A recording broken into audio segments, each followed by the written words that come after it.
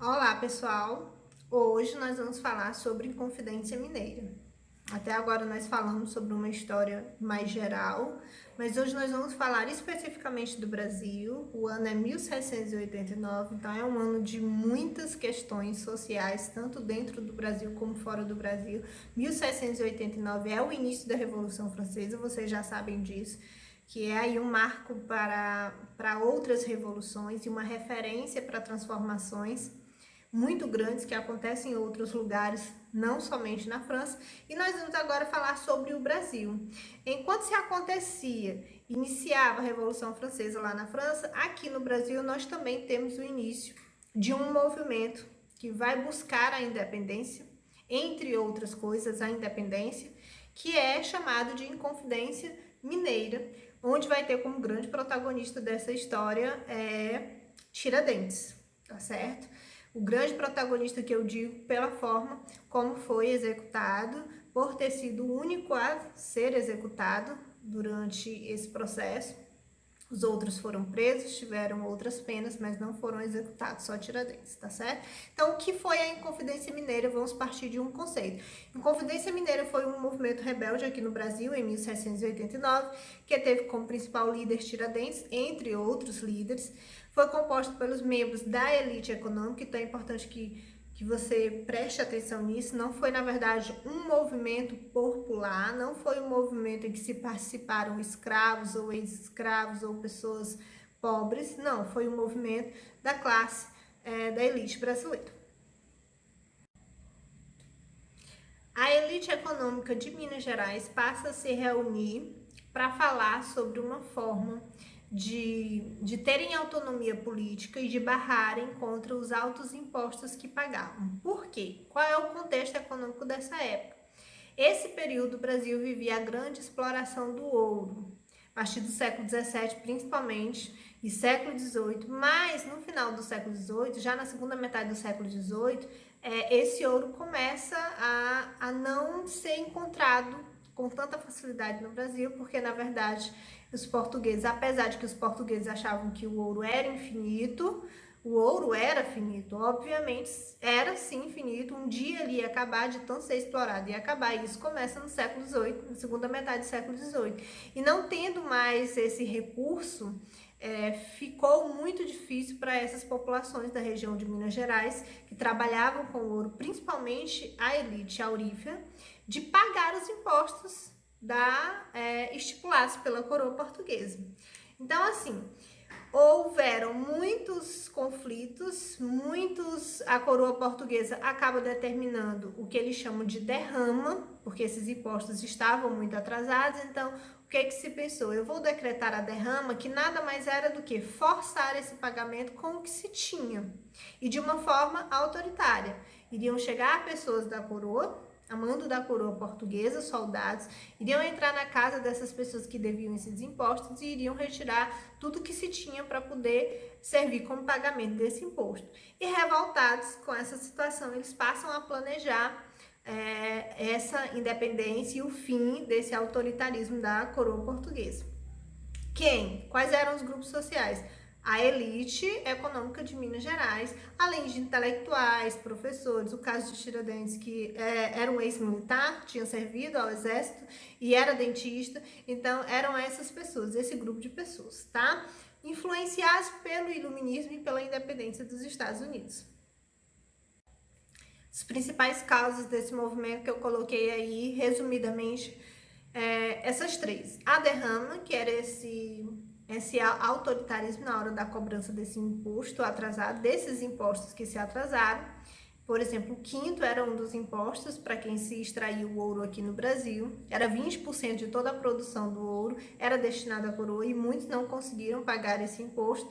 Então, assim, a derrama era, com muito autoritarismo, chegar e retirar o que se podia pagar de bens que aquela pessoa possuía, o que se podia pagar ao que se devia à coroa portuguesa. A opressão econômica da coroa portuguesa, forte repercussão entre os intelectuais mineiros. Esses intelectuais, eles viviam e tinham referências do que se acontecia lá fora. A Revolução Francesa, ela vai até influenciar, mas não tanto, porque nós estamos falando de um início da Revolução Francesa. Em 1789, a Revolução Francesa estava de fato acontecendo na França. Então ainda não é essa referência, ela passa a ser referência depois. Tanto que a gente vai ver que a Revolução Francesa vai ser referência da Conjuração Baiana, que nós vamos ver na próxima aula. Aqui eles têm como principal referência o que aconteceu, por exemplo, também na França, também na Inglaterra, que era o movimento iluminista, mas principalmente próximo ao Brasil, América do Norte, que tinha conseguido a sua independência, influenciada nos ideais iluministas. Algumas considerações que eu quero fazer sobre a Inconfidência Mineira. É importante que vocês entendam que não houve uma preocupação exatamente uma preocupação com a escravidão. Não houve um debate sobre a escravidão. Aliás, até houveram alguns debates, alguns questionamentos sobre isso, mas como a maioria fazia parte da elite de Minas Gerais e possuíam, por sua vez, escravos, isso não foi uma pauta importante. Muitos falaram sobre a escravidão, colocaram como objetivos também reduzir o número de torturas que se faziam aos escravos, mas a pauta do fim da escravidão ela não se levou à frente, justamente porque foi um movimento elitista, tá certo? Que fique claro isso. Por exemplo, a Conjuração Baiana que nós vamos ver ainda vai falar especificamente sobre a escravidão, sobre o fim da escravidão. Não foi o caso da Inconfidência Mineira, se falou sobre isso, mas era uma outra situação, porque quem estava ali, quem estava à frente do movimento também possuía escravos. Como que acontece a Inconfidência Mineira na prática? Que dia que seria essa revolta? Havia essa organização? Então, assim, eles se reuniam secretamente para planejar e decidiram que o dia dessa revolta popular, de fato, seria no dia que foi intitulado para ser o dia da derrama, em que os soldados chegariam na região de Ouro Preto para fazer essa derrama, adentrar na casa das populações e retirar os bens com pagamento dos impostos atrasados à coroa. Mas essa derrama não aconteceu.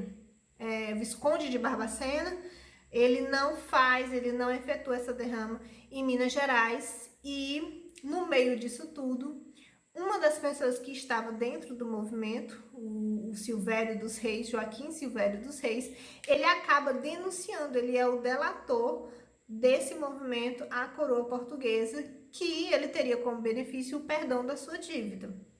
Então ele delata o movimento, ele denuncia o movimento justamente por isso, para que ele tivesse o perdão das suas dívidas. E é assim que esse movimento é sufocado.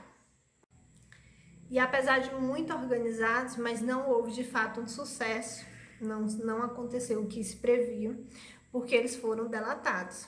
Então, assim, em 1792, esses líderes, as pessoas que estavam envolvidas na Inconfidência Mineira são presas, são levadas à capital do Brasil, que na época era o Rio de Janeiro, e são condenadas à prisão, ao exílio, e o único que é condenado à morte é Tiradentes, porque, segundo o que se diz, Tiradentes economicamente talvez fosse o menos favorecido desse grupo, e também Tiradentes não negava os seus ideais, os ideais que existia na Inconfidência Mineira, nesse grupo. Em nenhum momento ele negou isso, enquanto que alguns chegaram a negar para terem a sua pena reduzida, para serem poupados, e Tiradentes é condenado à morte, é enforcado, é esquartejado.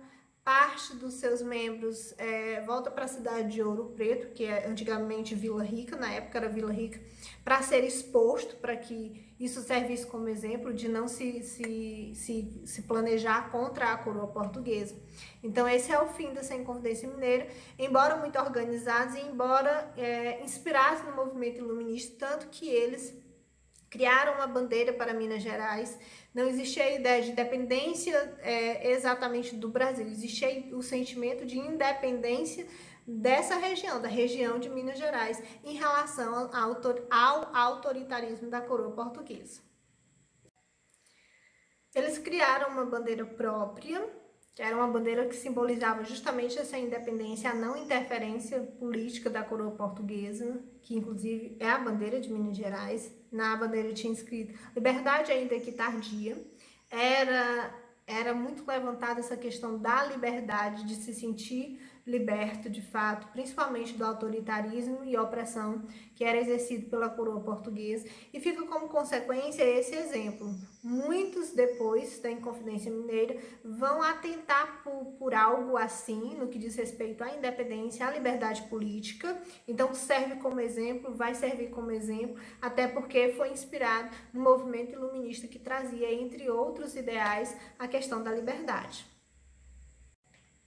Só para finalizar, trouxe aí uma conclusão bem significativa sobre esse sentimento que foi aflorado depois da Inconfidência Mineira, mas atentar para algo que já foi uma questão do Enem, que pode ser novamente questão de vestibular, de prova, que é para a figura de Tiradentes, não é? Todos os livros de história vocês veem Tiradentes assim, fisicamente falando, de barba, cabelo comprido. É uma figura que está muito associada, por exemplo, à imagem de Jesus Cristo, justamente porque depois houve esse processo, não de santificação de Tiradentes, mas propositadamente, depois de algum tempo, houve a construção dessa imagem de Tiradentes. Tiradentes acaba se tornando o símbolo da República. Então, muito posterior a isso, em 1889, quando a República do Brasil é proclamada, os militares são os primeiros presidentes, o Floriano Peixoto e o Deodoro da Fonseca, Marechal Deodoro da Fonseca. Então, existe assim, precisava-se de um símbolo da República, precisavam de uma figura da história. E eles colocaram Tiradentes como essa figura que simbolizaria principalmente a República no Brasil. Então, assim, essa construção mais mítica de Tiradentes, associado muito à figura de Jesus Cristo, esse símbolo aí, ele é mais criado a partir de 1889 com a proclamação da República. Na verdade, ele não tinha cabelo, não existe, na verdade, nenhum retrato de Tiradentes como ele estava na época da Inconfidência Mineira. Muito provavelmente ele pudesse ter até a cabeça raspada ou não, mas não tinha cabelo grande porque ele tinha servido ao exército, ele era um militar. E as pessoas naquela época raspavam a cabeça para servir o exército, então ele não tinha essa figura. E essa figura foi dada a ele, foi construído isso a partir da nossa república em 1789. Até porque eram presidentes militares e procuraram esse símbolo que, além de ter participado de um movimento que falasse sobre independência, também era militar, tinha sido militar, tinha servido ao exército, tá? Eu espero que tenha ficado claro.